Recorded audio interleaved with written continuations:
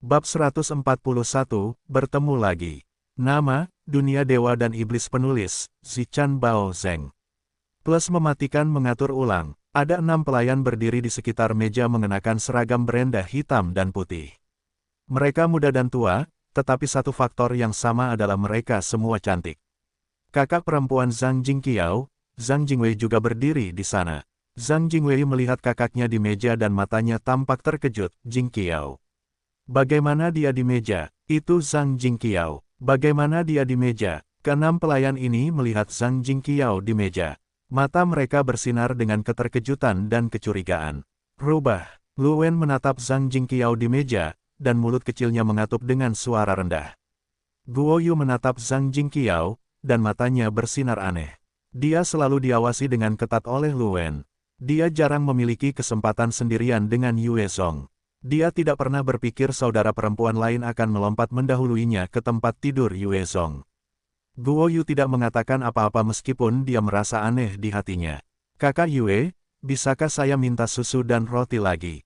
Zhang Jingqiao dengan bijaksana bertanya kepada Yue Zong setelah sarapan. Zhang Jingqiao hanya bisa menggunakan barang-barang yang dibagikannya sendiri jika dia benar-benar anggota tim pendahuluan. Anggota tim pendahuluan biasa harus pergi mencari atau menukar susu dan roti. Atau mereka bisa mendapatkan beberapa sebagai hadiah karena mencari barang dan material. Yue Zong tidak peduli dan berkata, terserah kamu. Jika kamu ingin makan sesuatu, suruh seseorang menyiapkannya untukmu. Yue Zong tentu saja tidak mungkin bersikap jahat kepada para wanitanya. Barang-barang dan material itu diambil dari kota Leijiang. Dia tidak menaruh perhatian pada barang-barang itu saat itu, apalagi hadiahnya. Yue Zong meninggalkan meja bersama Guo Yu dan Lu Wen setelah sarapan. Dia melakukan latihan menembak, lari jarak jauh, dan membawa satu skuadron untuk membersihkan zombie setiap hari. Dia sangat sibuk. Karena terlalu sibuk, dia tidak punya waktu untuk memakan buah manis Guo Yu. Kakak, makanlah. Zhang Jingqiao segera meminta orang-orang membawa susu dan roti. Dia tersenyum dan menyerahkannya kepada Zhang Jingwei. Dari kecil hingga sekarang, ini adalah pertama kalinya dia merawat kakak perempuannya. Terima kasih. Zhang Jingwei ragu sejenak lalu mengambil susu dan roti. Dia benar-benar tidak bisa menahan godaan susu dan roti. Barang-barang dan bahan-bahannya tegang bersama Sue Kaisan. Zhang Jingwei dan wanita-wanita lainnya hanya bisa makan nasi sampai setengah kenyang. Hanya Sue Kaisan dan sahabat-sahabatnya yang bisa makan dan minum hal-hal seperti susu dan roti. Mereka bisa makan sepuasnya serta sedikit sayuran dan ikan setelah menjadi pelayan Yue Zong. Tetapi mereka tidak punya susu dan roti. Zhang Jingwei melihat Yue Zong dan Guo Yu makan dan minum susu dan roti, dan dia benar-benar menginginkannya. Beberapa pelayan yang tersisa memperhatikan Zhang Jingwei makan dan minum, dan mata mereka ditulis dengan rasa iri. Mereka sudah lama tidak makan hal-hal itu. Zhang Jingqiao bermandikan mata iri dari para wanita lain, sangat nyaman. Dia pada dasarnya sedikit sombong, dan seorang gadis pemberontak. Sifatnya tidak buruk selain dari ini. Wanita dengan rambut sebahu yang ditemukan Yue Zong di desa pohon poplar memandang Zhang Jingqiao dengan cemburu, sihir apa? Suatu hari aku akan mengalahkanmu. Perawat itu memperhatikan Zhang Jingwei memakan roti tanpa berkedip. Tanda pisah tanda pisah tanda pisah tanda pisah tanda pisah tanda hubung. Sebuah jeep melaju kencang di sepanjang jalan menuju desa Kuda Batu. Siapa kamu? Cepat hentikan kendaraannya, kalau tidak kami akan menembak. Kedua penjaga di pintu masuk desa berteriak setelah melihat jeep. 2 senapan mesin berat tipe 89, 12,7 mm dipasang di gerbang. Kedua senapan mesin berat, ini dapat dengan mudah menghancurkan jeep itu. Jeep itu segera berhenti. Kong Tao melangkah keluar dari kendaraan, jangan tembak. Kami adalah utusan dari pangkalan penyintas kota Longhai. Kami memiliki sesuatu untuk dibicarakan dengan Kapten Yue. Chen Yao, Ji Qingwu, dan Kai Xiao semuanya berjalan keluar dari kendaraan.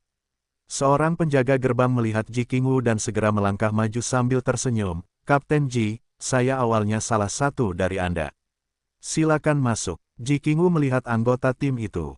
Alisnya yang indah terangkat. Dia sedikit terkejut, tetapi kemudian dia berkata, Anda adalah Li Wancai. Pria bernama Li Wancai itu adalah pasukan biasa di bawah Ji Qingwu.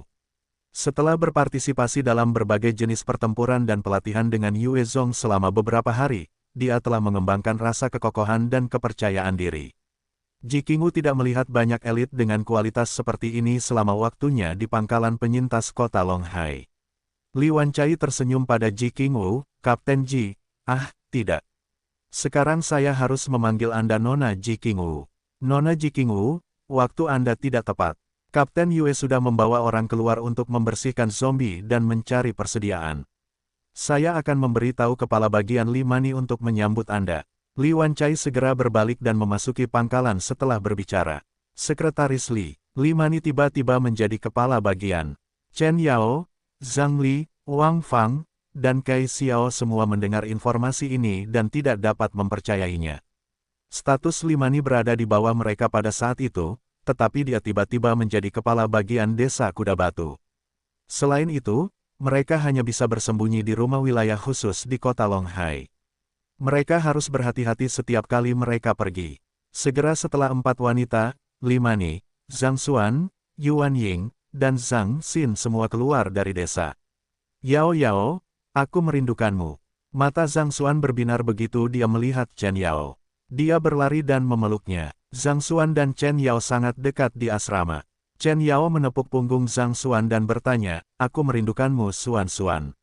Bagaimana kabarmu di sini? Apakah Yue Zong menindasmu?" Zhang Xuan menggelengkan kepalanya. Dia meraih tangan Chen Yao dan berbicara tanpa langsung ke intinya, "Tidak. Dia selalu sibuk. Aku jarang bertemu dengannya. Tapi, Yao Yao, aku akan memberitahumu. Sekarang aku adalah kepala bagian pendidikan. Aku bertanggung jawab atas studi anak-anak. Monster-monster kecil itu tidak ingin belajar sedikit pun. Mereka seperti ayam terbang dan anjing yang berlarian sepanjang hari di sekolah." Yuan Ying menatap Wang Fang, wajahnya tersenyum. "Wang Fang, apa kabar kalian semua di pangkalan penyintas kota Longhai?" Para wanita yang tinggal bersama Yue Zong semua menatap Wang Fang untuk melihat bagaimana dia akan menanggapi. Mereka ingin tahu bagaimana pangkalan penyintas kota Longhai yang dikelola pemerintah. Wang Fang ragu-ragu, terdiam sejenak. Dia melihat keempat wanita itu mengenakan mode terkini, dan wajahnya memerah. Dia tahu mereka jauh lebih baik daripada dia dari kulit mereka yang cantik. Hal ini membuat gadis sombong itu sangat menderita, dan dia tidak ingin berbicara. Mata Kai Xiao bersinar dengan kejujuran, dan dia menceritakan situasi saat ini. "Kami tidak baik-baik saja di sana. Hukum dan ketertiban tidak terlalu baik. Kami hanya bisa tinggal di gedung ini setiap hari. Kami tidak bisa pergi kemanapun. Kami hanya bisa makan sepuasnya setiap hari, itu saja." Yuan Ying memancarkan aura superioritas saat berbicara kepada Chen Yao, "Seperti ini ya. Jarang sekali kalian semua berkunjung. Datanglah, aku akan mentraktir kalian makanan enak." Chen Yao lebih cantik dengan temperamen yang lebih baik. Dia juga mendapat perhatian Yue Zong sebelum mereka berpisah. Yuan Ying selalu iri padanya. Dia sangat senang dengan pilihannya saat itu. Terutama setelah mendengar Chen Yao dan yang lainnya berada dalam kesulitan. "Sungguh bersemangat, tapi kau berpegangan pada kaki Yue Zong. Kau bukan apa-apa tanpa Yue Zong." Wang Fang menatap Yuan Ying dengan aura superioritasnya.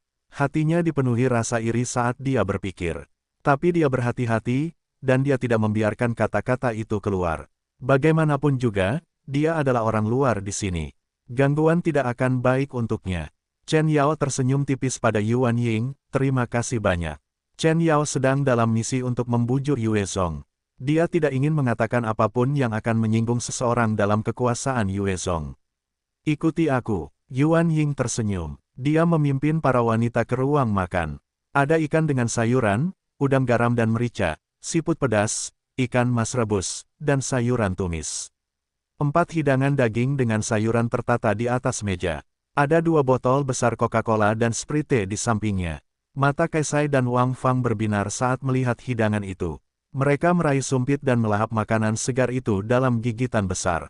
Mereka belum makan daging segar, apalagi ikan segar. Yuan Ying memperhatikan Kaisai dan Wang Fang melahap makanan itu. Dia tampak senang dengan dirinya sendiri dan penuh kebahagiaan di hatinya. Makanan ini menghabiskan bekalnya selama setengah bulan. Namun, dia hanya bisa melihat rasa iri dan kagum di mata Kai Xiao dan Wang Fang. Kesombongannya sangat terpuaskan. Menyantap makanan lezat itu, Wang Fang dan yang lainnya merasakan jejak penyesalan di lubuk hati mereka.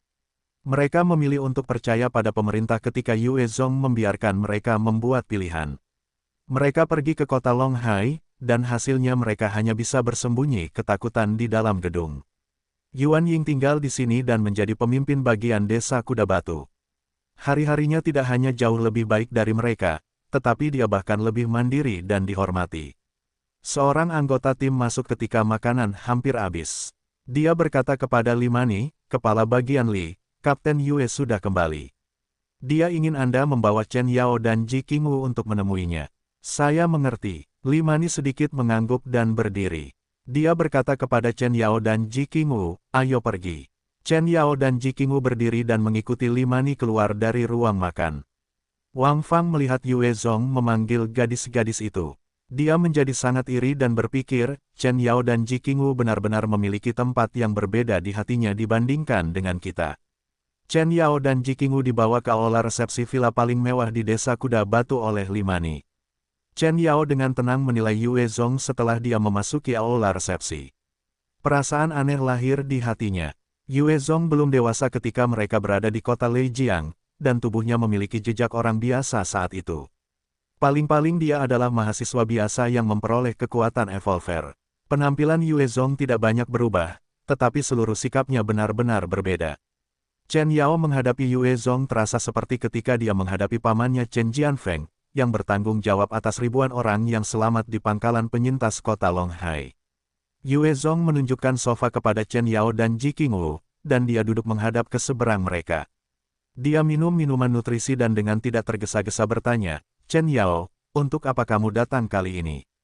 Chen Yao mengatur pikirannya dan berkata, Yue Zong, aku datang hari ini untuk meyakinkanmu untuk membawa orang ke pangkalan penyintas kota Longhai. Pemerintah tidak akan lagi menyelidiki hal-hal yang Anda lakukan di masa lalu selama Anda dengan sukarela membawa orang-orang Anda ke pangkalan penyintas kota Longhai. Selanjutnya mereka juga akan membentuk skuadron polisi khusus keempat. Mereka akan membiarkan Anda menjadi kapten skuadron keempat, seorang administrator berpangkat tinggi. Petik 2. Terus terang Anda ingin menggabungkan peralatan militer kita. Yue Zong mendengar apa yang dikatakan dan sedikit menggelengkan kepalanya. Dia tertawa ringan dan berkata langsung, saya adalah penguasa absolut desa Kuda Batu. Ada lebih dari 1000 warga di bawah panji saya dan ratusan tentara elit. Atas dasar apa saya akan bergabung dengan pangkalan penyintas kota Longhai dan menjalani kehidupan di bawah wajah orang lain? Chen Yao menggunakan sifat ortodoks pangkalan penyintas kota Longhai untuk terus membujuk Yue Zong, tetapi Anda bertindak melawan hukum. Yue Zong, menyelamatkan para penyintas layak dipuji dan dihormati. Tetapi jika Anda mengumpulkan pasukan, itu tidak mematuhi pemerintah. Sifat itu perlu diubah. Memang kekuatan militer Anda tidak terlihat lemah. Tetapi jika di masa depan pemerintah mengalahkan zombie dan merebut kembali negara itu, mereka dapat dengan santai mengirim unit untuk menghancurkan pasukanmu. Kamu harus bergabung dengan pemerintah sekarang. Kamu dapat berhasil di masa depan dengan mengandalkan kemampuanmu dan membawa kehormatan bagi keluargamu. Yue Zong menatap Chen Yao dan berkata dengan dingin, biarkan aku bergabung dengan markas korban kota Longhai. Jangan bercanda, kamu pasti sudah melihat situasi di dalam markas. Tidak bernyawa, masa depan dan harapan tidak dapat dilihat. Pemerintah tidak dapat menanggung jumlah penjahat yang membengkak. Tempat ini, kamu ingin aku bergabung dengan mereka. Apakah kamu yakin kamu berpikir dengan jernih? Yue Zong akan memilih untuk membawa para penyintas desa selalu cerah ke markas penyintas kota Longhai jika dia melihat pemerintahan yang sangat tertib seperti yang ada sebelum ZAG. Dia akan membawa bawahan dan teman-temannya dan pergi.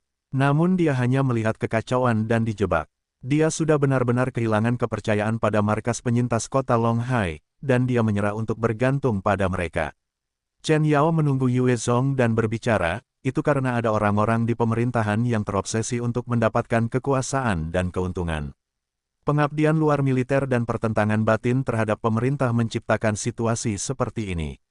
Yue Zong, kamu pasti bisa membangun markas penyintas yang bagus jika kamu bergabung dan bersekutu dengan pamanku Chen Jianfeng. Yue Zong menolak tanpa ragu, aku menolak. Mata Chen Yao memancarkan kehilangan harapan yang mendalam. Dia berbicara sekali lagi setelah berusaha keras untuk mengatur pikirannya, karena kamu tidak ingin bergabung dengan markas, tidak apa-apa. Aku datang ke sini untuk misi lain juga. Bahasa Indonesia, terserah padamu untuk membawa orang-orang dan sekutu bersama kami untuk merebut kembali lumbung padi di pinggiran Kabupaten Sanglin. Kami akan membagi hadiahnya setelah merebutnya. Kami menerima 70%, kau menerima 30%. Chen Jianfeng tidak naif seperti Chen Yao. Dia menghitung sebelumnya bahwa Yue Zong tidak akan bergabung dengannya. Inilah sebabnya dia menyiapkan dua strategi untuk Chen Yao. Yue Zong berpikir sejenak dan akhirnya berkata, 50-50. Chen Yao menggertakkan giginya dan sedikit menyerah, 60-40. Yue Zong bersikeras distribusi ini, 50-50. Lumbung padi di pinggiran Kabupaten Sanglin adalah gudang milik negara berskala besar. Jika mereka dapat menangkap setengah dari barang-barang itu, mereka dapat memberi makan ribuan orang selama bertahun-tahun tanpa masalah. Chen Yao setuju, baiklah. 50-50. Yue Zong bertanya, jam berapa kita mulai? Meskipun ada persediaan barang yang cukup di desa Kuda Batu, tetapi masalah persediaan makanan terus-menerus menekan pikiran Yue Zong. Tidak ada benih yang ditanam di lahan pertanian yang berkecambah. Ini berarti setiap kali mereka makan, makanan akan berkurang. Akan ada masalah segera setelah semua bahan makanan habis dimakan. Chen Yao ragu sejenak dan berkata kepada Yue Zong, Paman saya ingin bertemu dengan Anda sebelum mengambil tindakan. Bisakah Anda ikut dengan saya ke pangkalan untuk bertatap muka? Penglihatan Yue Zong terfokus, dan alisnya sedikit berkerut. Dia dengan tenang menatap Chen Yao. Mungkin politisi tidak bertarung dengan baik, tetapi orang yang licik bisa menjadi perencana yang ulung. Dia menolak tawaran Chen Jianfeng untuk bergabung dengannya. Undangan Chen Yao mungkin merupakan perjamuan yang disiapkan untuk membunuh tamu tersebut. Chen Yao dengan cepat memahami kekhawatiran Yue Zong setelah melihatnya tidak berbicara. Dia langsung menatap Yue Zong dan berkata, saya dapat menggunakan integritas dan hidup saya untuk menjamin keselamatan Anda. Yue Zong tidak berbicara. Dia dengan tenang mempertimbangkan risiko memasuki pangkalan dan kemungkinan hadiah dari misi tersebut, serta kemampuannya untuk lolos dari penangkapan. Jika ada situasi kematian tertentu, maka dia sama sekali tidak bisa pergi. Melihat Yue Zong yang pendiam, Ji Qingwu menggunakan suaranya yang sedikit magnetis dan menyenangkan untuk berkata, Yue Zong, pergilah ke pangkalan kota Longhai. Aku akan menggunakan hidupku untuk menjamin keselamatanmu. Aku tidak akan membiarkanmu mati selama aku masih hidup. Aku akan menemanimu dalam kematian jika kau mati. Jika Chen Jianfeng telah menyiapkan jebakan untukmu, aku akan berpisah dari keluarga Chen dan mengikutimu. Mata Yue Zong bersinar dengan jejak cahaya aneh setelah mendengar kata-kata Ji Qingwu, dan dia berkata dengan suara yang dalam, bagus. Aku akan pergi bersamamu untuk bertemu Chen Jianfeng. Ji Qingwu dicap ke dalam otak Yue Zong setelah pertama kali melihat keanggunannya yang gagah berani saat dia bertarung. Chen Yao melihat Yue Zong dengan mudah berjanji untuk bertemu Chen Jianfeng. Dia tidak terlalu senang, dalam hatinya, sebenarnya dia diselimuti kebingungan dan kekecewaan. Yue Zong benar-benar menyukai Qingwu. Yue Zong membuat segala macam pengaturan setelah membuat tekadnya, dan dia membawa orang-orang ke pangkalan penyintas kota Longhai. 2 truk besar, 2 Hummer, dan sebuah jeep membentuk iring-iringan mobil yang memasuki kediaman asli tempat kelompok Yue Zong tinggal di pangkalan penyintas kota Longhai. Para penyintas di kota itu semua memandang iring-iringan mobil itu dengan bingung. Mereka semua tahu betapa berharganya bahan bakar. Terlepas dari mereka yang keluar untuk mencari barang, sebagian besar mengendarai sepeda atau berjalan kaki. Ada juga beberapa pekerja pemerintah yang mengemudi. Putra-putra pejabat tinggi mengendarai sepeda motor dan membuang-buang banyak bahan bakar. Yue Zong melihat sekelilingnya setelah keluar dari kendaraan. Ia melihat ada lebih banyak orang di sini daripada saat ia pertama kali datang. Tenda-tenda sederhana didirikan di mana-mana. Ada banyak sekali penyintas yang berdesakan di dalam ruang kecil, dan baunya sangat menyengat. Tempat itu seperti kamp pengungsian. Orang-orang biasa mencari tempat tinggal yang stabil setelah zaman Z. Pangkalan penyintas kota Longhai dengan gelar pemerintah menerima banyak sekali penyintas setiap hari. Konsumsi makanan di pangkalan itu sangat besar karena hal ini. Inilah sebabnya Chen Jianfeng memutuskan untuk pergi ke lumbung padi. Kong Tao menggunakan tangannya untuk menutup hidungnya setelah keluar dari kendaraan. Ia memandang para penyintas pengungsi itu dengan jijik. Yue Zong, mengapa tidak langsung pergi ke daerah khusus? Apa tujuanmu ke sini? Kong Tao adalah pejabat pemerintah di kota Longhai sebelum zaman Z. Ia mengikuti Chen Jianfeng setelah zaman Z dan menjadi pejabat tinggi di pangkalan penyintas kota Longhai. Ia tidak pernah ke kamp pengungsian itu sekalipun. Ia sangat membenci para pengungsi yang kotor dan bau ini. Yue Zong memandang Kong Tao dengan jijik, dan langsung menghentikannya. Desa Kuda Batu sedang membangun tembok kota. Aku ingin merekrut beberapa orang yang selamat untuk membangun tembok. Kepala Kong Tao, apakah ada masalah? Tatapan mata Kong Tao berubah setelah mendengar kata-kata itu. Dia sangat ramah kepada Yue Zong, tidak masalah. Rekrut lebih banyak orang untuk membangun tembokmu. Apakah ada cukup orang di sini? Aku dapat membantumu merekrut jika tidak cukup. Populasi sangat besar di pangkalan penyintas kota Longhai. Sejumlah besar makanan dikonsumsi setiap hari. Kong Tao sangat membenci para penyintas itu. Mereka membuat kota Longhai bau dan kotor. Menurutnya para penyintas ini seperti beban mati. Mereka tidak memiliki keterampilan, dan mereka tidak berani mencari persediaan. Tidak ada wanita cantik. Mereka sama saja dengan sampah. Kong Tao tidak akan menolak niat Yue Zong untuk merekrut mereka untuk bekerja. Selain itu, Kong Tao adalah seorang pemikir yang cerdas. Jika dia membantu Yue Zong, dia bisa memiliki rute pelarian lain. Dia bisa menjalani kehidupan yang baik dengan Yue Zong jika dia mencaplok pangkalan kota Longhai di masa depan. Yue Zong memberi instruksi kepada Chen Situ di sampingnya. Chen Situ, bawa orang-orang dan pergi merekrut beberapa orang yang selamat. Rekrut 200 orang. Aku ingin 150 laki-laki, dan 50 anak-anak. Tanyakan apakah mereka ingin membangun tembok desa Kuda Batu. Mereka bisa makan 3 mangkuk bubur setiap hari dan 2 roti kukus. Chen Situ mengangguk dan keluar. Rekrut aku aku kuat, rekrut aku pasti akan bekerja keras.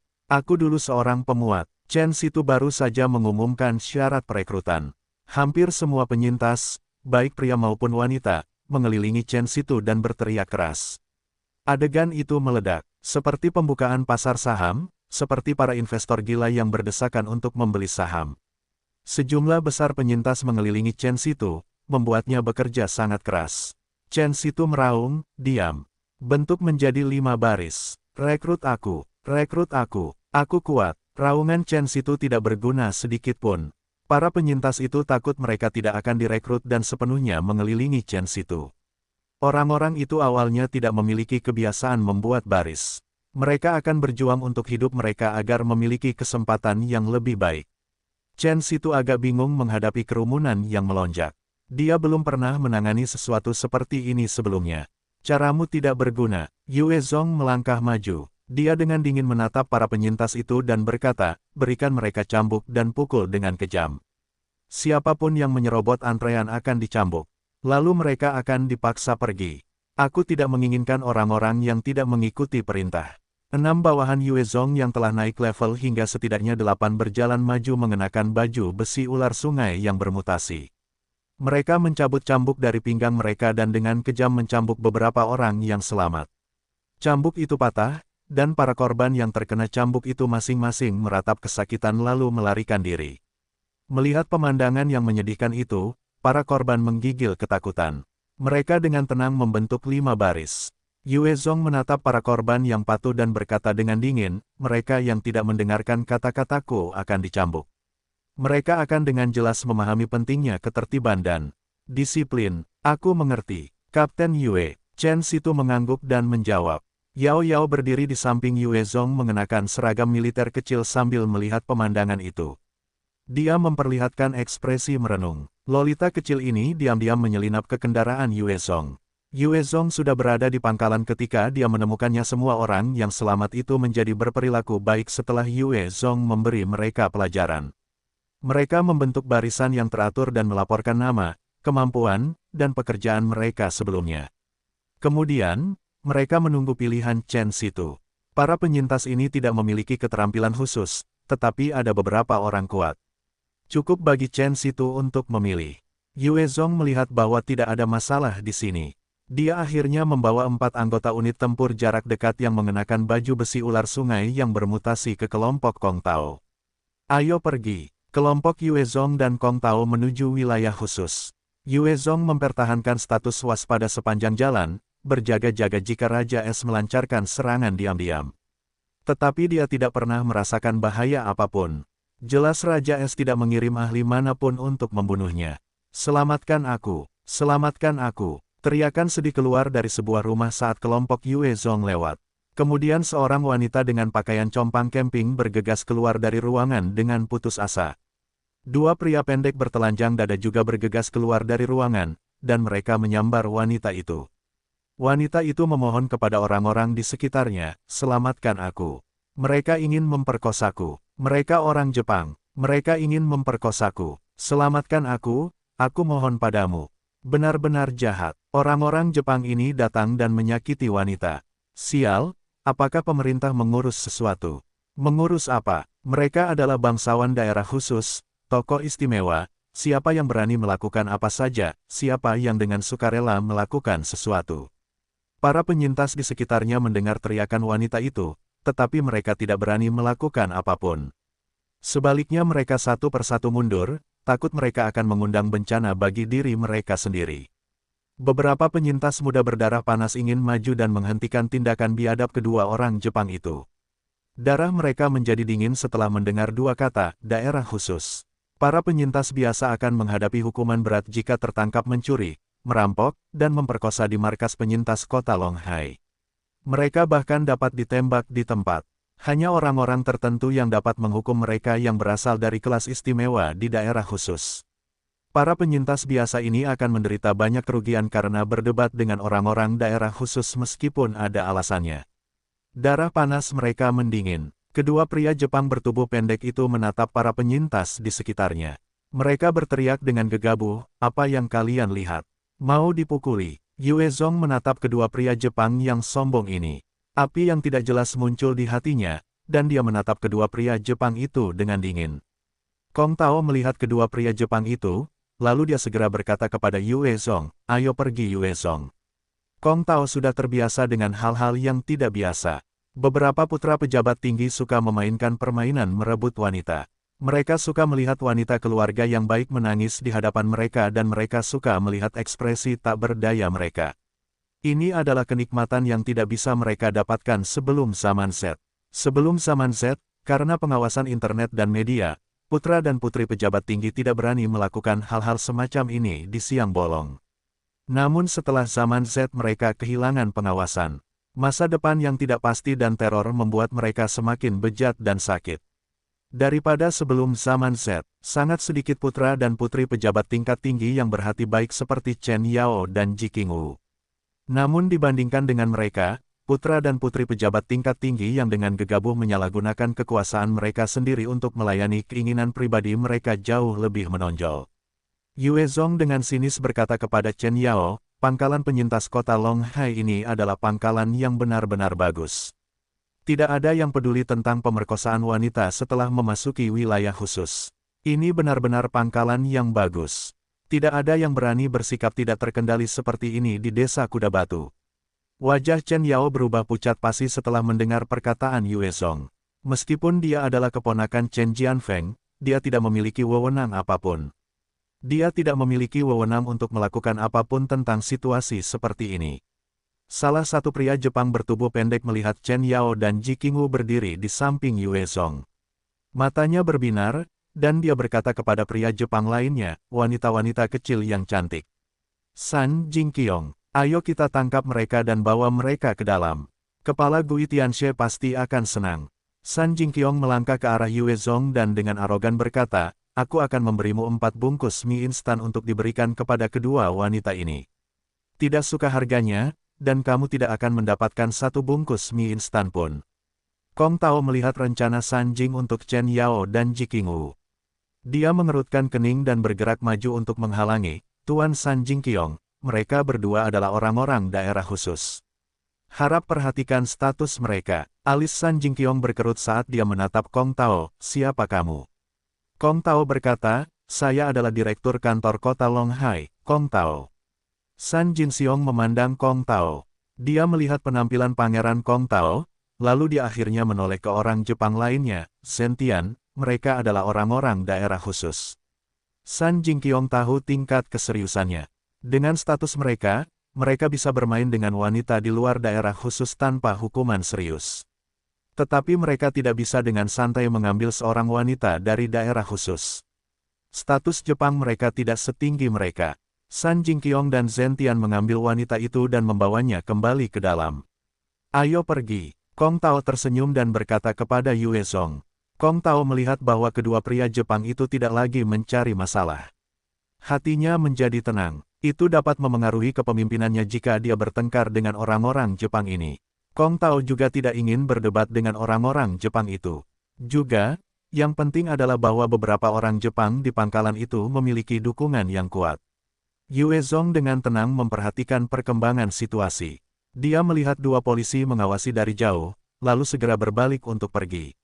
Dia menatap Chen Yao dan Ji Qingwu yang berwajah pucat, lalu dia mengejek mereka. Chen Yao, ini pangkalan yang kau ingin aku tempati. Aku ingin tahu, bukankah ini Cina? Setan Jepang berkuda di atas kepala kita dan buang air besar, dan tidak ada yang melakukan apapun. Tempat seperti ini, bahkan jika kau membunuhku, aku tidak akan pergi ke sana. Selesai berbicara, Yue Zong menoleh ke anggota tim di sampingnya dan dengan dingin berkata, selamatkan dia. Patahkan lengan mereka. Dua bawahan langsung yang berdiri di samping Yue Zong segera melesat maju. Dua tendangan mendarat di punggung orang-orang Jepang itu, menjatuhkan mereka ke lantai. Kemudian mereka mematahkan lengan kedua pria itu dengan putaran. Ah, bodoh. Kalian semua tidak beradab. Kalian berani melukai teman-teman internasional. Aku ingin mengajukan keluhan terhadap pemimpin kalian. Bodoh. Ah, sakit. Aku harus membunuhmu. Kalian akan membayar tindakanmu. Sun Jinxiong dan Zhen Tian menjerit kesakitan dan membuat ancaman pada saat yang sama. Yue Zong dengan dingin menatap kedua pria itu dan memerintahkan, mulut yang benar-benar besar. Buat mereka tutup mulut anjing mereka. Dua anggota bawahan bergerak maju. Mereka dengan kejam menamparkan Sun Jingqiong dan Zhen Tian di mulut. Mereka membuat beberapa gigi beterbangan, dan darah menyembur keluar. Wajah mereka berdua mulai membengkak. Kong Tao melihat Yue Zong dengan berani memberi pelajaran kepada kedua pria Jepang itu. Dia berteriak dengan keringat dingin dari belakang, Yue Zong, jangan bertindak gegabah. Meskipun orang-orang Jepang ini adalah orang asing, mereka tetap saja anggota daerah khusus. Bisa jadi akan ada masalah besar jika kau memukul mereka. Orang asing kelas 1, pejabat kelas 2, minoritas kelas 3, Han kelas 4. Teman-teman asing selalu didahulukan. Seluruh departemen kepolisian akan mencari jika orang asing kehilangan sepeda sampai ditemukan. Jika terjadi bencana alam, aset teman-teman internasional dilindungi terlebih dahulu, baru kemudian orang-orang Tiongkok diurus. Berurusan dengan orang asing bukanlah masalah sepele. Ini adalah fenomena aneh di Tiongkok modern, lebih baik bagi orang asing daripada bagi orang senegara kita sendiri. TL, Han adalah ras mayoritas terbesar di Tiongkok. Mereka sekitar 92% dari populasi di Tiongkok. Yue Zong tidak memperhatikan Kong Tao yang cemas sedikitpun. Dia melangkah masuk ke dalam rumah. Dia melihat seorang pria Jepang setengah baya, botak, telanjang, dan berperut buncit di atas seorang wanita di tempat tidur. Ruangan itu penuh dengan suara pria yang terengah-engah dan wanita yang mengerang. Yue Zong menunjuk pria itu dan berkata dengan dingin, "Bawa dia padaku." Seorang anggota tim melesat maju dan mencengkeram pria itu, menariknya dengan kuat dari wanita itu, dan melemparkannya ke tanah. Suasana hati Gui Tanshu terganggu, dan dia langsung menjadi marah. Dia menamparkan anggota tim Yue Zong, Wang Dali, setelah berdiri, "Bodoh. Siapa kamu?" "Saya presiden perusahaan Nia, Gui Tianshu. Saya investor khusus. Saya telah membantu pelanggan saya, orang Tionghoa, bangkit dari kemiskinan dan menjadi kaya. Saya warga daerah khusus." Gui Tianshu membawa sejumlah besar dana ketika dia memasuki kota Longhai dan menerima perlakuan istimewa. Pejabat pemerintah melayani paman ini. Dia memiliki hubungan pribadi yang baik dengan pejabat pemerintah tingkat tinggi, membuatnya menjadi arogansi yang mendominasi. Wang Dali meraih tangan Gui Tianshu, dan dia membalas tamparan di wajah Gui Tianshu. Wajah Gui Tianshu mulai membengkak, dan mulutnya terus-menerus meneteskan darah. "Pei. Setan kecil Jepang, ini tanah Cina, tahan amarahmu." Gui Tianshu menerima tamparan di wajah Wang Dali. Dia melihat bintang-bintang, dan amarah membuncah di hatinya. Namun, bagaimanapun juga, dia adalah seorang presiden. Dia dengan cepat menjadi tenang. Dia dengan hati-hati melihat Yue Zong dan yang lainnya, memulihkan ketenangannya, dan berkata, "Siapa kalian? Ini kediaman pribadiku. Silakan pergi segera. Kalau tidak, aku akan memanggil polisi." Gui Tianshu sombong karena dia memiliki pemerintah untuk diandalkan. Namun, dia tahu lebih baik daripada tidak menerima kekalahan saat ini. Semua orang di kelompok Yue Zong membawa aura pemberani. Mereka jelas adalah orang-orang yang tidak bisa diancam olehnya. Tidak ada gunanya terbunuh. Yue Zong menunjuk wanita di ranjang dan berkata dengan dingin, "Apa yang terjadi di sini?" Yang itu, Gui Tianshu memandang wanita di ranjang itu dengan jijik. Dia berkata kepada Yue Zong, "Aku membayarnya 4 kantong mie instan. Dia dengan sukarela membiarkanku bermain selama sehari. Kau bisa bertanya padanya jika kau tidak percaya. Zenni, apakah aku mengatakan yang sebenarnya?" Wanita itu menundukkan kepalanya. Rambut hitam panjangnya menutupi seluruh kepalanya, dan dia berkata dengan suara rendah, "Ya." Gui Tianshu mengangkat alisnya dan menatap Yue Zong. Matanya memancarkan cahaya yang kejam, "Tuan, jika kau ingin menegakkan keadilan, silakan pergi. Ini adalah transaksi daging yang normal di antara kita." Gui Tianshu berencana untuk membujuk Yue Zong agar pergi terlebih dahulu, lalu dia akan menyelidiki latar belakang Yue Zong. Jika kekuatan Yue Zong jauh lebih besar darinya, maka itu sudah cukup. Jika Yue Zong bukan tandingannya, maka dia akan melakukan yang terbaik untuk memastikan Yue Zong tidak dapat hidup, dan tidak dapat memohon kematian. Wang Dali meludahi wanita di ranjang, "Pei." Wanita murahan, gadis yang mengenakan busana barat itu gemetar. Air mata mengalir dari matanya, dan dia menangis dengan suara pelan. Dia adalah pekerja kerah putih investasi asing yang berpendidikan tinggi dan tampan sebelum ZAG. Namun setelah ZAG dia menjual dirinya sendiri untuk 4 bungkus mie instan. Yue Zong melambaikan tangannya. Dia membawa wanita yang baru saja melarikan diri itu. Bagaimana Anda menjelaskan wanita ini? Apakah itu transaksi daging? Wanita itu menggunakan suara cemas untuk menjelaskan, "Tidak. Saya tidak melakukan transaksi dengannya. Dia bilang dia ingin merekrut seorang pelayan wanita. Setiap hari saya akan mendapatkan 3 roti kukus dan 3 mangkuk bubur. Saya datang ke sini untuk bekerja. Saya tidak pernah berpikir bahwa begitu saya masuk pintu mereka akan ingin memperkosa saya. Saya benar-benar bukan pelacur." Yue Zong menatap Gui Tianshu dan berkata dengan dingin, "Bagaimana Anda menjelaskan ini? Saya sendiri melihat kedua bawahan Anda menangkap wanita ini. Bawahan Anda juga punya pikiran untuk bertindak terhadap teman-teman saya." Otak Gui Tianshu menyala. Dia cepat-cepat mempertimbangkan, lalu mendesah dalam-dalam, "Aku tidak punya apa-apa untuk dikatakan. Bawa aku ke polisi. Aku percaya bahwa pemerintah yang mulia pasti akan memperlakukanku dengan adil dan benar." Gui Tianshu teringat akan ketegasan Yue Zong dan anak buahnya. Dia langsung memikirkan rencananya. Dia dan pemerintah memiliki kesepahaman. Selama dia tidak menyentuh wanita-wanita pejabat tinggi di wilayah khusus, dia akan segera dilepaskan dari tangan pemerintah. Yue Zong mempertahankan ketenangannya dan berkata, "Kata-kata ini, kamu mengakui tindakanmu sendiri." Gui Tianshu dengan licik menyindir, "Aku telah dijebak. Tolong biarkan polisi datang memeriksa masalah ini. Jika ada bukti yang menunjukkan bahwa aku melakukan hal-hal itu, aku pasti akan bertanggung jawab." Kong Tao juga menasihati dari samping, "Baiklah. Serahkan masalah ini kepada polisi, Yue Zong.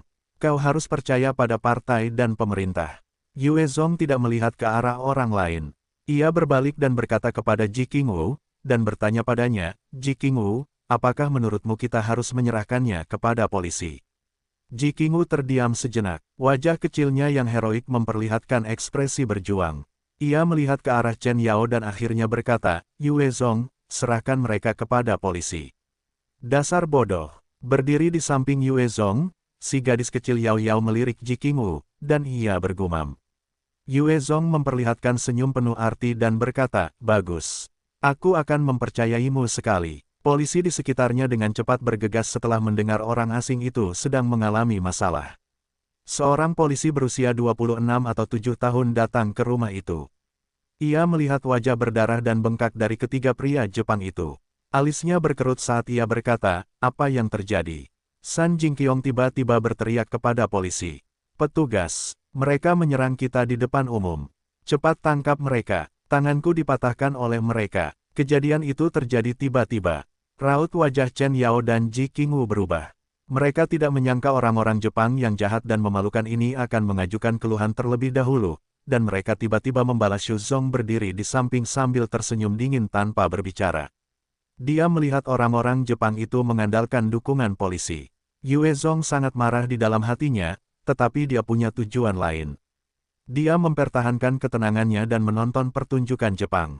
Polisi itu melihat kelompok Yue Zong dan bertanya, apakah itu benar-benar seperti yang mereka katakan. Bawahan yang berdiri di sisi Yue Zong semuanya adalah generasi yang agresif. Mereka memiliki aura yang pemberani. Meskipun polisi itu menyukai teman-teman internasionalnya yang sangat perkasa, dia tidak ingin dengan ceroboh memprovokasi kelompok Yue Zong yang tampaknya sangat kuat. Yue Zong diam-diam tersenyum. Dia menoleh dan menatap Gui Tianshu dengan dingin. Terus-menerus dilihat oleh mata dingin penonton, hati Gui Tianshu segera merinding. Yue Zong tahu status wilayah spesialisasinya dan dia berani membuat orang memukulinya. Jelas Yue Zong mampu. Gui Tianshu tidak ingin membuat musuh sedikitpun sebelum mengetahui status Yue Zong yang sebenarnya. Memikirkan hal-hal ini, Gui Tianshu melesat maju, menamparkan San Jingqiong dengan kejam dan memarahi, idiot. Diamlah untukku. San Jingqiong ditampar konyol oleh Gui Tianshu. Dia berbalik dan menatap Gui Tianshu dengan bingung. Dia hanya menjaga mereka. San Jingqiong tidak mengerti mengapa bosnya tiba-tiba menamparnya. Di masa lalu, mereka selalu berani di depan polisi. Tuan Yue, saya sangat menyesal. Ini lelucon. Gui Tianshu membungkuk 90 derajat ke arah Yue Zong, lalu dia berkata kepada polisi bernama Si Bai, petugas Si, Tuan Yue mengira kami melanggar wanita. Silakan selidiki dengan sungguh-sungguh. Saya tidak bersalah. Wajah Si Bai menunjukkan rasa hormat. Dia dengan tegas berkata seperti perwujudan keadilan, saya tahu. Presiden Gui, saya pasti akan menyelidiki dengan serius. Si Bai melihat orang-orang Yue Zong dan berkata, kalian semua ikut dengan saya. Kami akan merekam pernyataan di biro. Kong Tao melangkah maju dan menunjuk Yue Zong sambil berkata, petugas Si, orang ini adalah tamu kehormatan Chen Jianfeng hari ini. Lupakan soal pernyataan. Bawa kedua wanita itu untuk memberikan pernyataan. Si Bai terkejut. Diam-diam dia senang dalam hatinya bahwa dia tidak melakukan sesuatu yang terlalu keterlaluan untuk menyinggung Yue Zong. Orang harus tahu, Chen Jianfeng adalah orang utama yang bertanggung jawab atas kota Longhai. Chen Jianfeng punya banyak cara untuk menghadapi pekerja kantoran kecil ini. Dia bisa dengan mudah menemukan seseorang untuk menggantikan posisi polisinya. Maka sudah terlambat baginya untuk menangis.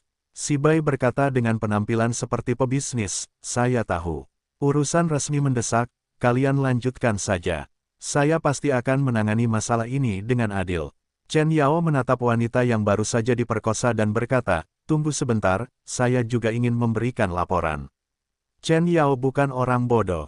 Dia takut akan masa depan korban setelah mereka pergi. Si Bai mengangkat alisnya dan menatap Chen Yao, si cantik luar biasa dengan temperamen yang luar biasa. Matanya bersinar dengan cahaya baru. Dia hanya pernah melihat kecantikan seperti ini di internet sebelum ZAG. Si cantik palsu yang telah menjalani operasi plastik. Kong Tao segera berkata, ini adalah keponakan wali kota Chen Yao. Petugas Si, Anda harus memastikan keselamatan wanita muda ini dengan hati-hati. Anda harus menanggung akibatnya jika ada masalah. Sejumlah besar polisi dengan karakter yang luar biasa tewas saat bertarung atau terinfeksi menjadi zombie setelah ZAG. Semua jenis orang diangkat menjadi polisi dalam proses perekrutan. Kepolisian menjadi bercampur dengan naga dan ular, situasi disiplin yang rusak. Jika Kong Tao tidak mengungkapkan status Chen Yao terlebih dahulu, maka membiarkan si cantik seperti ini masuk ke kantor polisi akan seperti mengirim seekor domba ke pembantaian. Saya tahu, si Bai menggigil dalam hatinya dan mengangguk setelah mendengar kata-kata Kong Tao. Dia adalah rubah tua yang telah bersembunyi selama bertahun-tahun di masyarakat. Dia secara alami tahu siapa yang harus diprovokasi dan siapa yang tidak boleh diprovokasi. Dia akan hancur seperti udang kecil jika dia benar-benar mengacau dengan salah satu anak laki-laki besar di pangkalan itu. Hukum dan ketertiban di pangkalan itu tidak baik. Setiap malam mereka akan menemukan beberapa mayat terlantar di selokan. Polisi tidak memperhatikan jika mereka bukan orang penting atau jika mereka tidak dapat menemukan petunjuk yang berguna. Hal semacam ini sering terjadi. Polisi tidak peduli selama tidak ada pembunuhan jalanan dan pembunuhan publik. Chen Yao dan Ji Qingwu pergi bersama kelompok Si Bai menuju kantor polisi. Benar-benar tidak bersalah. Yue Zong melihat gambar belakang Chen Yao dan Ji Qingwu. Dia memperlihatkan senyum mengejek, dan dia menundukkan kepalanya dan berkata kepada Lolita kecil Yao Yao. Yao Yao kecil memiringkan kepalanya dan berpikir, lalu dia membuka mulutnya seperti singa untuk berbicara, sepasang sepatu revolver, satu pistol tipe 54, 30 peluru, dan pedang tang replika. Yao Yao dan tidak sama dengan Lolita kecil seusianya. Gadis-gadis lain seusianya menyukai pakaian cantik, sepatu bot, dan camilan lesat. Yao Yao suka latihan menembak, bermain-main dengan senjata, dan berlarian kemana-mana sepanjang hari. Dia suka mempelajari semua jenis keterampilan bertarung seperti anak laki-laki. Dia juga sangat cerdas. Dia bisa mempelajari apa saja. Dia menguasai banyak hal lebih cepat daripada Yue Zong. Yue Zong peduli dengan gadis kecil yang hanya ingin bertarung ini. Dia secara pribadi melengkapinya dengan item dunia dewa dan iblis untuk memburu zombie. Yao Yao telah mencapai level 6. Ditambah dengan bakat kelincahan alaminya, dia berada di peringkat ketiga dalam hal kecepatan bagi mereka yang berada di bawah kekuatan Yue Zong. Yang pertama tentu saja Yue Zong yang telah naik level beberapa kali. Yang kedua adalah Qi Yang yang terus-menerus bertarung dan menjadi orang kedua yang memimpin. Yue Zong mencubit wajah oval mungil Yao Yao dan berkata, "Bagus, aku janji." Yao Yao dengan tidak senang menamparkan tangan Yue Zong. Dia menatap Yue Zong, lalu menghilang tanpa suara ke gang samping seperti kucing yang licik. "Ayo pergi." Kong Tao melihat masalah ini telah ditangani dengan lancar dan segera mengembuskan napas lega. Dia kemudian menuntun Yue Zong ke wilayah khusus. Chen Jianfeng menerima Yue Zong di aula resepsi. Chen Jianfeng dengan hati-hati mengamati Yue Zong setelah tuan rumah dan tamu duduk di sofa. Dia melihat Yue Zong memiliki penampilan samar-samar seperti orang bergengsi tingkat atas. Dia sedikit mendesah dalam hatinya dan berpikir, sayang sekali. Setelah Chen Jianfeng mendengar situasi awal Yue Zong, dia tahu Yue Zong benar-benar ingin bergabung dengan pangkalan penyintas kota Long Hai saat itu.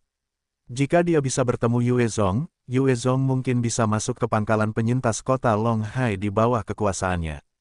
Tetapi dia tahu Yue Zong tidak memiliki sedikit pun ide untuk bergabung dengan pangkalan penyintas kota Long Hai. Terutama setelah semua hal yang dilakukan Raja Es. Dia juga tahu tidak ada harapan lagi untuk memonopoli Yue Zong setelah melihat aura bangsawan di sekelilingnya. Chen Jianfeng langsung ke pokok permasalahan dan memonopoli pembicaraan. "Halo, Yue Zong, saya Chen Jianfeng. Apakah Anda ingin membantu kota Long Hai?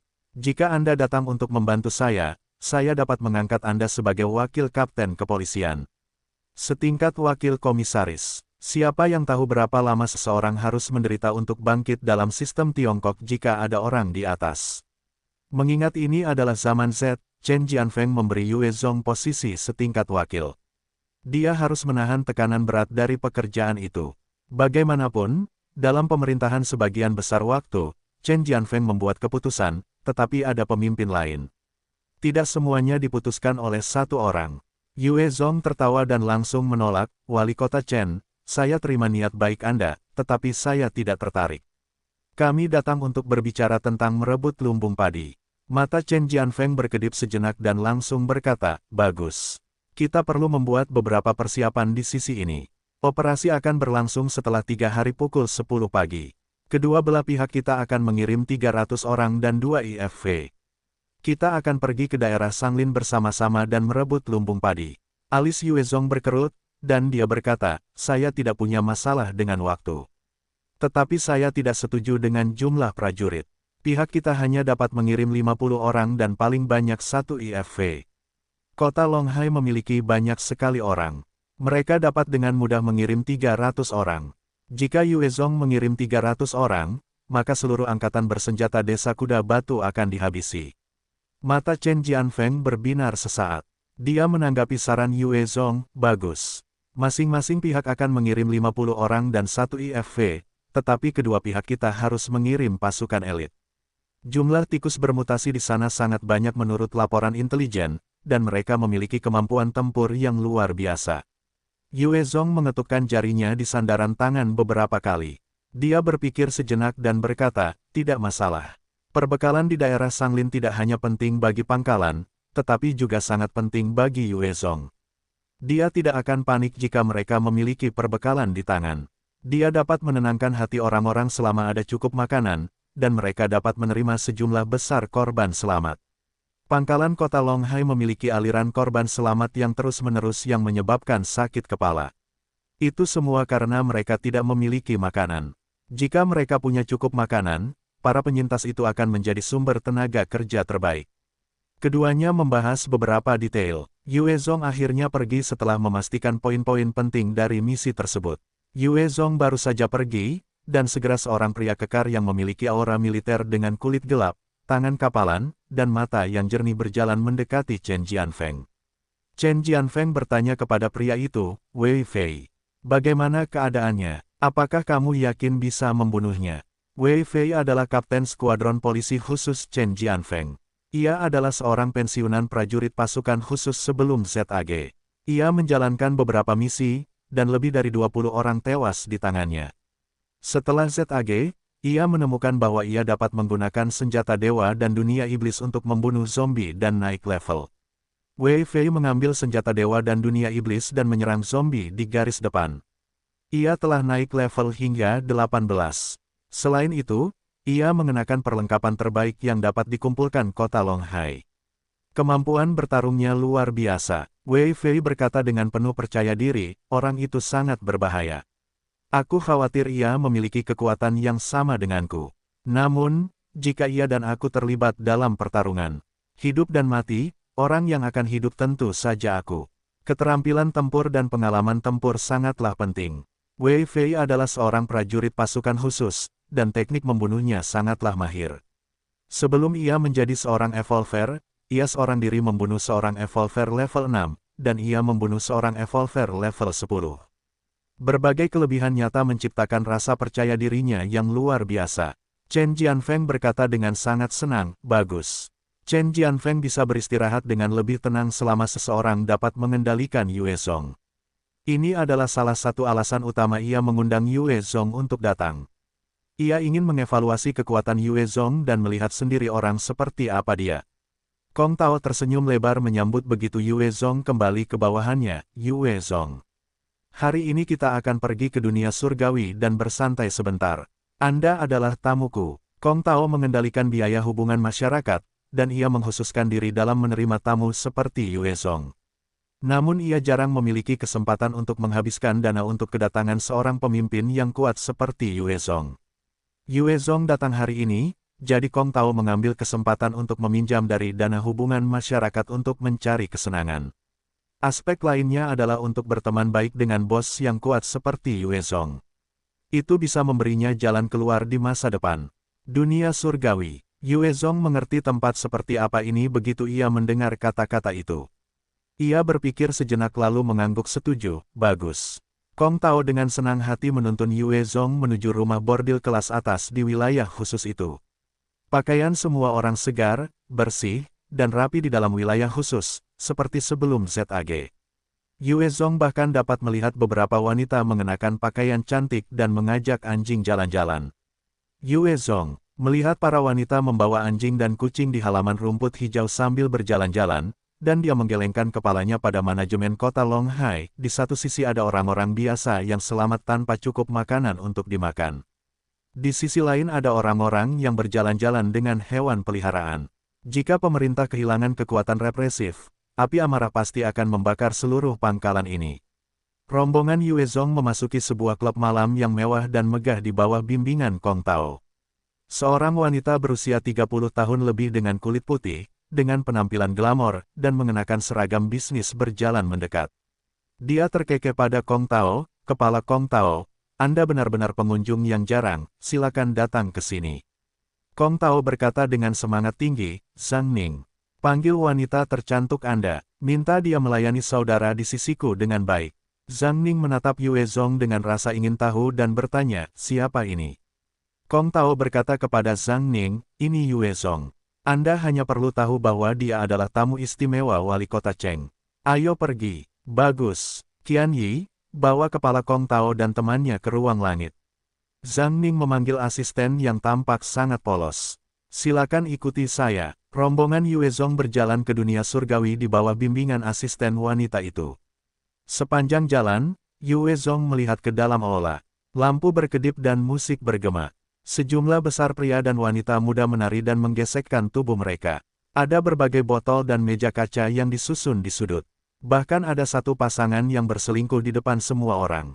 Ada suara jeritan dan tawa yang menggema di mana-mana. Itu adalah pemandangan yang sangat bejat dan dekaden. Penduduk wilayah khusus sangat khawatir tentang masa depan setelah ZAG. Karena itu banyak orang memilih untuk memanjakan diri karena masa depan itu menakutkan dan tidak pasti. Seorang pelayan datang, membawa nampan berisi berbagai buah dan menaruhnya di atas meja setelah kelompok Yue Zong memasuki kamar mereka. Kacang goreng, leher bebek rebus, mentimun asam manis, dan berbagai macam makanan ringan mengalir seperti air mengalir. Meja itu mungkin tidak banyak tersedia sebelum zaman Z, tetapi setelah zaman Z, barang-barang ini sangat langka. Ada juga beberapa jenis alkohol asing dan baijiu lokal di atas meja. Seseorang membutuhkan beberapa ribu dolar untuk membeli meja ini sebelum zaman Z. Zhang Ning membawa lebih dari selusin wanita cantik. Semua wanita itu memiliki riasan yang sangat indah, dan masing-masing sangat cantik. Di antara kerumunan wanita, ada dua yang menarik perhatian Yue Zong. Salah satunya adalah wanita berusia 30 tahun dengan riasan yang sangat indah dan pesona yang lembut. Yang lainnya berusia hampir sama dengan wanita itu dengan rambut hitam yang indah. Dia lembut dan cantik, dan dia memiliki kulit putih yang indah yang membuat orang merasa lembut padanya pada pandangan pertama. Wanita dengan riasan yang sempurna itu adalah seseorang yang dikenal Yue Zong. Itu adalah wanita muda yang telah diselamatkannya dan dibawa ke kota Longhai, Zhao Li. Zhao Li melihat Yue Zong dan wajahnya sedikit berubah, bersinar dengan cahaya yang rumit. Pada saat itu dia sepenuh hati ingin meninggalkan sistem Yue Zong dan datang ke pangkalan yang didirikan pemerintah. Dia tidak pernah berpikir bahwa seorang wanita bisnis kaya seperti dirinya akan jatuh sejauh ini, bekerja di dunia surgawi setelah datang ke pangkalan. Dia merasa menyesal dan malu setelah melihat tamu terhormat Yue Zong. Kong Tao tersenyum pada Yue Zong dan bertanya, "Yue Zong, yang mana yang kamu inginkan?" Yue Zong tidak melihat lagi ke Zhang Li. Dia memilih wanita yang halus dan menawan dengan rambut hitam yang indah dan wanita cantik lainnya dengan payudara besar, keduanya bagus. Keindahan yang halus dan menawan dan wanita berdada besar membawa keharuman mereka ke sisi Yue Zong. Wanita berpakaian minim lainnya juga duduk di samping pria mereka.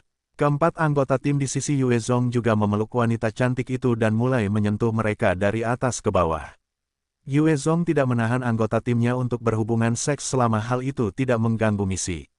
Bagaimana mereka menghabiskan waktu dengan wanita adalah urusan mereka sendiri. Pada dasarnya semua bawahan langsung Yue Zong memiliki dua atau lebih wanita cantik. Mereka menjalani kehidupan yang paling berbahaya, dan imbalan yang mereka peroleh adalah yang paling melimpah. Mereka semua memiliki wanita cantik yang menempel pada mereka tanpa harus menggunakan kekerasan. Yue Zong menatap wanita yang lembut dan menawan itu dan bertanya, "Siapa namamu?" "Saya Fang Chu." Suara Fang Chu lembut dan sangat menyenangkan. Wanita cantik berdada besar itu melingkari lengan Yue Zong. Dia menggunakan daya tarik seksual yang luar biasa dari dadanya yang besar untuk mengusap lengan Yue Zong dan dengan malu-malu berkata, "Yue muda, apakah kamu bias, hanya menanyakan nama cucu tetapi tidak menanyakan namaku?" Penampilan wanita berdada besar ini tidak dapat dibandingkan dengan Fang Chu, tetapi keterampilan merayunya berada di puncak. Yue Zong menatap wanita berdada besar itu dan hanya berkata, "Siapa namamu?" Wanita berdada besar ini tidak dapat dibandingkan dengan bentuk tubuh, penampilan, dan temperamen Guo Yu. Selain itu, dia memiliki aura pelacuran yang pekat, dan Yue Zong tidak begitu menyukainya. Wanita berdada besar itu dengan malu-malu mengambil dua botol bir dan berkata kepada Yue Zong, "Saya Liu Hong." "Yue muda, mari kita minum." "Saya tidak minum alkohol." Yue Zong langsung menolak. Dia tidak suka minum alkohol karena dia harus tetap sadar.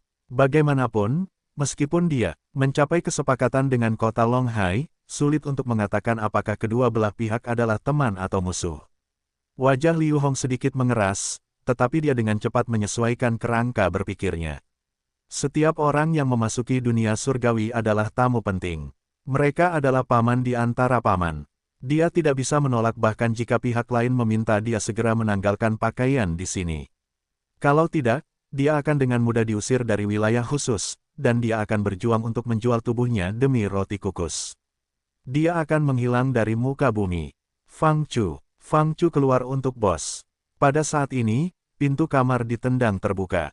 Seorang pria muda yang mengenakan semua pakaian bermerek baru, dengan wajah merah dan bau alkohol memasuki ruangan. Dia diikuti oleh beberapa pria dan wanita muda yang usianya hampir sama. TL, dia sebenarnya bukan bos apapun. Dia hanya bajingan lain yang menyebut dirinya Laozi Ayah. Semua pria dan wanita muda ini mengenakan pakaian bermerek dari sebelum zaman Z, dan wajah mereka menunjukkan aura kesombongan. Zhang Ning berjalan mendekat dan menasihati pria muda itu, "Ning muda. Fang Chu sudah bersama seseorang. Aku akan menemukan gadis yang lebih baik untukmu." Ning muda menamparkan wajah Zhang Ning dan berteriak, "Enyahlah. Dia hanya seorang pelacur. Bos tidak menginginkan wanita murahan. Bos ingin menidurinya hari ini. Aku datang ke sini hanya untuknya." Mendengar kata-kata Ning muda, perasaan malu menggelegak di dalam hati Fang Chu. Di belakang Ning Sao ada seorang pemuda tampan tinggi yang mengenakan pakaian yang pas. Dia mengeluarkan aura elegan dan tertawa pelan, sepertinya Ning Sixuan minum terlalu banyak. Seorang wanita muda mungil yang cantik berdiri di samping pemuda itu. Dia penuh vitalitas, dan dia memiliki pinggang ramping dengan bokong yang besar. Dia mengangkat alisnya dan berkata, "Dia selalu seperti ini, menjijikkan." Pemuda lain tertawa dan berkata, "Orang yang minum terlalu banyak memang seperti ini." Wanita muda itu mengangkat alisnya dan berkata, "Mabu, apakah kamu juga seperti ini?" Mabu buru-buru menjelaskan, "Fei Fei, tentu saja tidak. Naluri alamiahku baik hati. Aku tidak akan pernah seperti ini." Fei Fei menjawab dengan dingin, Jangan pikir aku tidak tahu hal-hal yang telah kamu lakukan. Tidak ada satupun pria yang baik." Ning Sixuan mendorong Zhang Ning. Dia memiliki mata merah dan mengulurkan tangan ke arah Fang Chu. Melihat Ning Sixuan yang gila, Fang Chu mencondongkan tubuh ke Yue Zong karena takut. Kong Tianyu, bawahan langsung Yue Zong menyingkirkan kedua wanita di sisinya, dan dia menerkam ke depan seperti macan tutul. Dia dengan kejam menendang kaki Ning Sixuan dan menjatuhkannya ke lantai. Dia meraih tangan Ning Sixuan dan menyilangkannya seperti gunting, lalu dia memarahi, "Persetan. Makhluk apa kamu, berpikir untuk meraih wanita Kapten Yue? Apakah kamu mencari kematian?" Ning Sixuan sudah dibutakan oleh alkohol. Dia ditekan dengan kuat ke tanah oleh bawahan Yue Zong. Hati Ning Sixuan dipenuhi amarah, dan dia meraung, "Aku adalah putra Ning Zicheng. Beraninya kau bersikap seperti ini padaku. Aku tidak akan membiarkanmu pergi. Aku akan membunuh seluruh keluargamu. Aku akan memotongmu menjadi beberapa bagian. Bahkan jika kau adalah putra seorang raja, kau tidak akan selamat." Kong Tianyu menatap Yue Zong. Dia melihat Yue Zong mengangguk pelan. Kong Tianyu tersenyum muram, dan dia mengerahkan kekuatan dengan kedua tangannya. Ning Sixuan langsung berteriak seperti babi di tempat pembantaian. Pemuda dengan aura ilmiah yang elegan itu tertawa pelan dan berkata kepada Yue Zong, "Tuan, tolong buat orangmu berhenti. Sixuan hanya minum terlalu banyak, dan dia berubah menjadi orang barbar." "Direktur Kong, mengapa kau tidak memperkenalkan kami?" Kong Tao berdiri dan memperkenalkan diri, "Yang Gu, perkenalkan. Ini adalah bos dari desa Kuda Batu, Yue Zong. Orang ini adalah putra dari Raja Api Gu. Yang Gu adalah Gu Yanyi, dan ini adalah Gu Fei Fei. Ini adalah putra dari Wakil Sekretaris Mabu. Ini adalah putra dari Kepala Gu dari Biro Keamanan Publik, Gu Li, dan ini adalah putra dari Wakil Kepala Zhang Hui dari Biro Keamanan Publik, Zhang Yang. Ini adalah putra dari Sekretaris Ning Sixuan. Yue Zong, tolong bebaskan Yang Ning. Ini salah paham." Yue Zong melambaikan tangannya. Kong Tianyu akhirnya melepaskan Ning Sixuan. "Aku akan membunuhmu. Aku akan membunuh seluruh keluargamu." Orang mabuk tidak mendengarkan akal sehat. Begitu Ning Sixuan dilepaskan dari Kong Tianyu, matanya berubah menjadi merah darah. Dia segera berlari seperti harimau menuju Kong Tianyu. Yue Zong berkata dengan patuh, "Buat dia tenang." Kong Tianyu dengan kejam tersenyum dan menendang kaki Ning Sixuan. Ning Sixuan langsung jatuh tertelungkup, dan dua giginya copot. Kong Tianyu sedikit membungkuk, dan dia dengan kejam menebas leher Ning Sixuan dengan pisau. Ning Sixuan langsung pingsan. Setelah melihat kelompok Yue Zhong dan mengetahui status mereka, serta sifat pemberani mereka, orang-orang pangkalan kota Long Hai ini tidak bisa menahan diri untuk tidak mengangkat kelopak mata mereka. Gu Yanyi dan beberapa putra pangkalan kota Long Hai duduk di sofa di seberang Yue Zhong. Seorang wanita berpakaian seksi segera datang ke sisi mereka. Gu Yanyi memperlihatkan senyum yang sangat menawan kepada Yue Zhong, jadi kamu Yue Zhong. Melihat sendiri 100 kali lebih baik daripada mendengar dari orang lain. Awalnya aku percaya orang yang merebut desa Kuda Batu pastilah seorang pria parubaya yang kasar dan kasar. Aku tidak pernah mengira kamu akan begitu muda dan berbudi luhur. Mendengar kata-kata Gu Yanyi, beberapa putra pejabat memandang Yue Zhong secara berbeda. Mereka menunjukkan sedikit rasa hormat. Pejabat biasa dan orang yang selamat tidak tahu Zhong merebut desa Kuda Batu. Tetapi informasi ini diketahui oleh para pejabat tinggi dan putra serta putri mereka. Mereka juga tahu bahwa Yue Zhong merebut pangkalan tentara Pla setelah merebut desa Kuda Batu, dan ia memperoleh perlengkapan senilai 1 batalion. Kekuatan tempur desa Kuda Batu sudah tidak lebih lemah dari pangkalan penyintas kota Long Hai. Yue Zhong bisa sejajar dengan para kepala pangkalan penyintas kota Long Hai. Ia hanya kekurangan status yang benar. Tanpa status yang benar, meskipun desa Kuda Batu menyiarkan sinyal kepada para penyintas di sekitarnya untuk datang, mereka tidak dapat menarik banyak penyintas seperti kota Long Hai. Seperti ini, putra-putra pejabat tinggi ini tidak ingin menyinggung Yue Zhong. Mereka dapat menggunakan otoritas dan status mereka untuk menggertak orang biasa, tetapi mereka tidak dapat memprovokasi musuh yang lebih kuat dari mereka. Yue Zhong menjawab dengan sopan, "Oh, dasar tukang menyanjung." Meskipun Yue Zhong tidak takut dengan putra-putra pejabat tinggi ini, dia tidak akan menolak niat baik mereka. Dia tidak yakin kapan dia bisa menggunakan posisi mereka. Berteman dengan beberapa orang mungkin bukan kesalahan, bahkan jika mereka berteman dengan orang-orang yang memiliki minat yang sama. Gu Yanyi berbeda dari putra-putra idiot yang pernah ditemui Yue Zhong sebelumnya. Dia ahli dalam beberapa bidang pengetahuan. Percakapannya yang jenaka membuat suasana menjadi sangat aktif. Yue Zhong tidak bisa tidak mengakui bahwa Gu Yanyi adalah salah satu pria paling luar biasa yang pernah ditemuinya. Selain kemampuan bertarung dan kepemimpinan, sangat jelas bagi Yue Zhong bahwa keterampilan berbicara, pengetahuan, dan etiketnya tidak dapat dibandingkan dengan Gu Yanyi. Ada banyak anak laki-laki banci dalam keluarga bangsawan, tetapi orang-orang terbaik dari keluarga bangsawan jauh lebih menonjol daripada orang biasa. Mereka memiliki sumber daya yang paling melimpah, dan mereka tumbuh di bawah pengaruh ayah mereka yang sukses. Jika mereka bekerja keras, tentu saja mereka akan jauh lebih menonjol daripada orang biasa.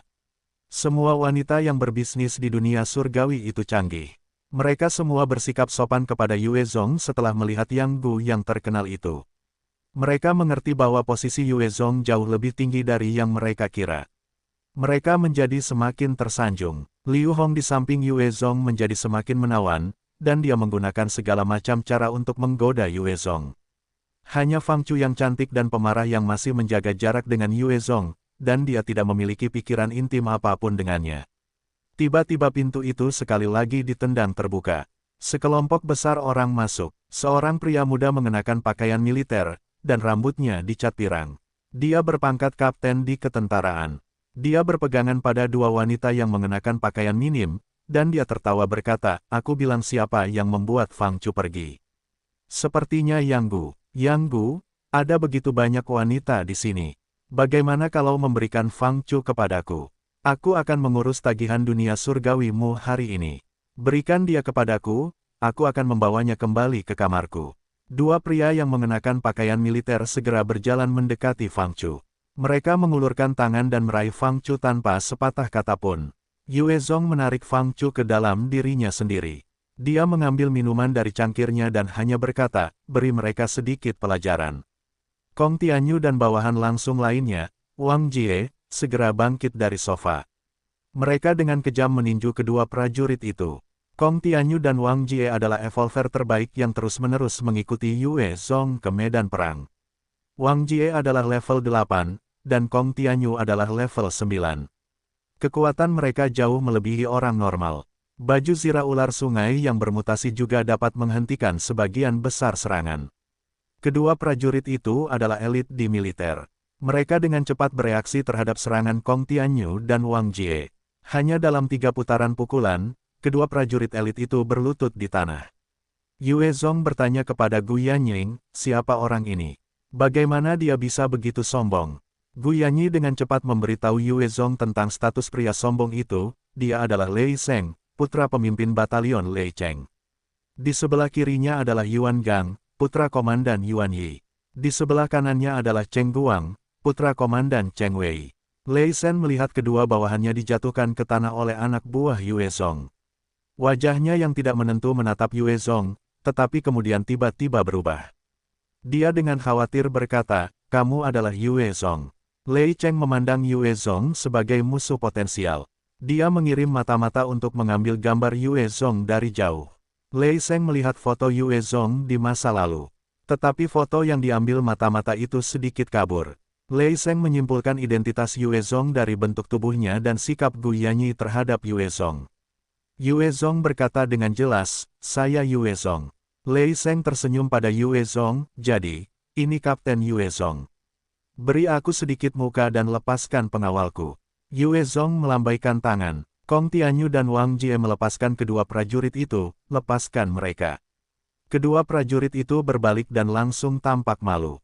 Mereka melayang kembali ke belakang Lei Shen seperti asap, dan mereka menatap Kong Tianyu dan Wang Jie dengan penuh kebencian. Lei Sheng menatap Yue Zong, dan dia menarik kembali penampilan arogannya, saya tidak tahu Kapten Yue Zong ada. Di sini hari ini, saya telah melakukan pelanggaran, mohon maaf. Yue Zong hanya menjawab, iya. Melihat penampilan Lei Sheng, para wanita di dunia surgawi semuanya menunjukkan ketakutan di mata mereka. Lei Sheng kejam dan mendominasi. Pada saat ini dia sedang ditekan oleh Yue Zong. Hati mereka dipenuhi dengan ketakutan. Liu Hong yang berdada besar menatap Yue Zong, dan matanya anehnya berbinar. Dia bersedia membiarkan Yue Zong melakukan apapun yang diinginkan Yue Zong. Bahkan Fang Chu menatap Yue Zong dengan megah. Lei Sheng menatap Fang Chu dalam pelukan Yue Zong. Matanya bersinar dengan keserakahan, dan dia dengan jujur bertanya, Kapten Yue, Fang Chu itu adalah wanita yang aku cari. Bisakah kamu berpisah dengannya? Aku akan memberimu 3 wanita cantik. Ketiga wanita itu tidak jauh berbeda dari Fang Chu, kamu pasti akan menyukai mereka. Mata Gu Feifei bersinar dengan amarah setelah mendengar Lei Sheng berbicara tentang wanita seperti komoditas. Namun, dia tidak langsung meledak. Keluarga Lei memegang kendali militer, dan mereka adalah klan terkuat di kota Longhai. Keluarga Raja Api Gu adalah klan besar di kota Longhai. Kekuatan mereka sangat besar, tetapi mereka kurcaci jika dibandingkan dengan keluarga Lei. Gu Feifei seringkali memiliki temperamen yang tidak menentu, tetapi dia dapat melihat gambaran yang lebih besar. Dia secara alami tidak akan memulai konflik tanpa menggunakan otaknya. Wajah Fang Chu menjadi pucat pasi setelah mendengar kata-kata Lei Sheng. Lei Sheng memiliki reputasi jahat di dunia surgawi. Dia tidak hanya suka tidak menghormati wanita, dia juga suka memberikan wanita yang sudah lelah diajaknya bermain-main kepada teman-teman babinya. Akhirnya dia akan memberikan mereka kepada bawahan militernya. Para wanita di tangan Lei Sheng mengalami nasib yang menyedihkan, lebih buruk dari pelacur. Fang Chu juga dikejar-kejar oleh para pangeran sebelum zaman Set.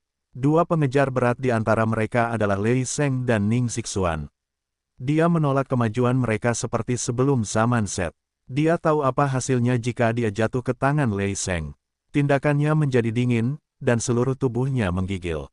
Yue Zong mendengar permintaan Lei Sheng, dan dia melepaskan Fang Chu dari pelukannya. Jika Lei Sheng sombong, dia tidak mungkin menyetujui permintaan Lei Sheng. Lei Sheng sudah mengakui kekalahan dan memberinya muka saat ini. Selain itu dia berjanji untuk bertukar dengan wanita cantik lainnya. Dia tidak memiliki hubungan apapun dengan Fang Chu, dan dia tidak memiliki perasaan khusus. Dia tidak ingin terlibat dalam masalah ini.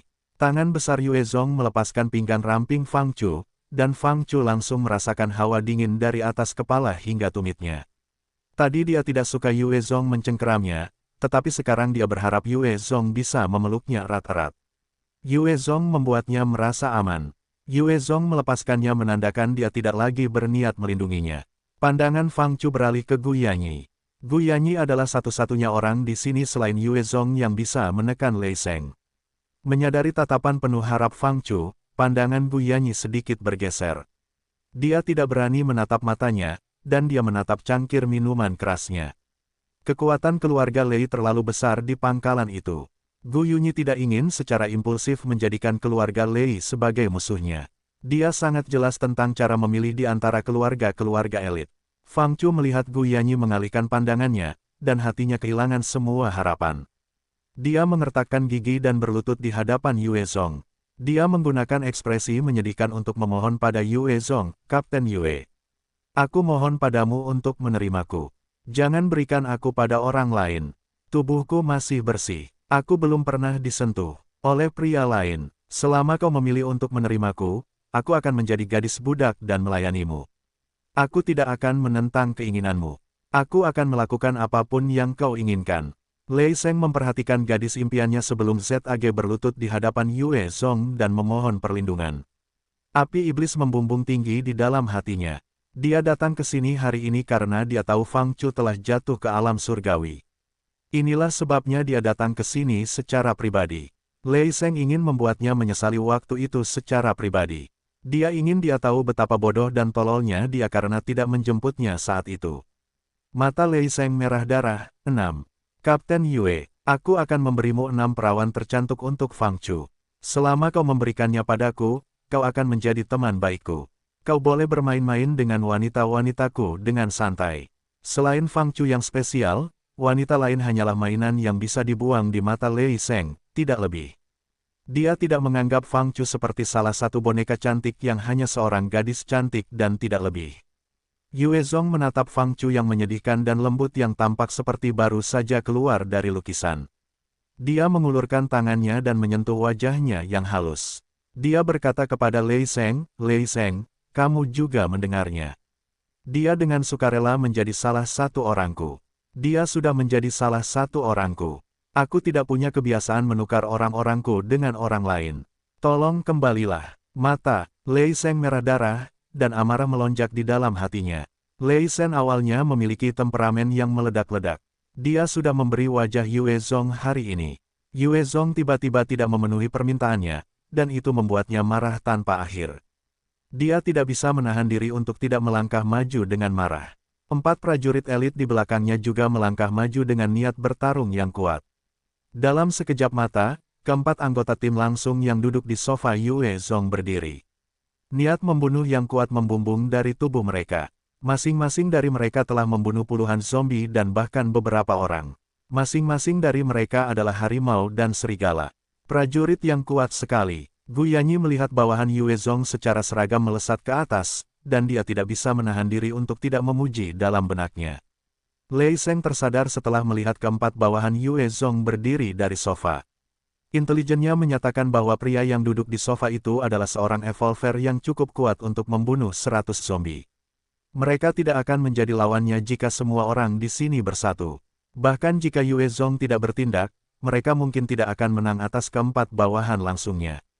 Lei Sheng menarik napas dalam-dalam. Dengan susah payah dia menahan amarahnya, dan dia berhasil tersenyum, sungguh disesalkan.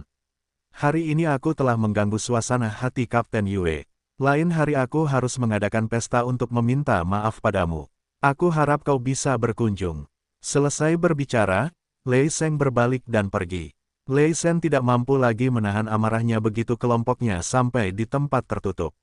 Dia meraih wanita yang lembut dan menawan di sampingnya, dan menamparkan wajahnya dengan kejam. Aku akan menyerahkannya padamu. Lei Sheng mendorong wanita berwajah bengkak dengan air mata di matanya keempat prajuritnya.